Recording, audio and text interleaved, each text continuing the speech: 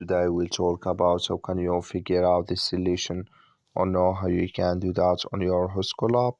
So you just follow these ways, then it's going to work with you. So all you have to do, you just go here, go above this sign, click on it here. So then it's going to show for you a list like this. Then all you have to do now. So you just click here on ID security here, just click on it.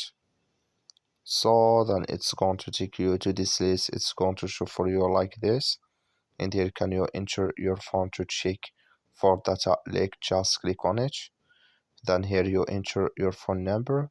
Then it's going to check your for your personal information here in this list. It's going to show for you when you enter your phone number.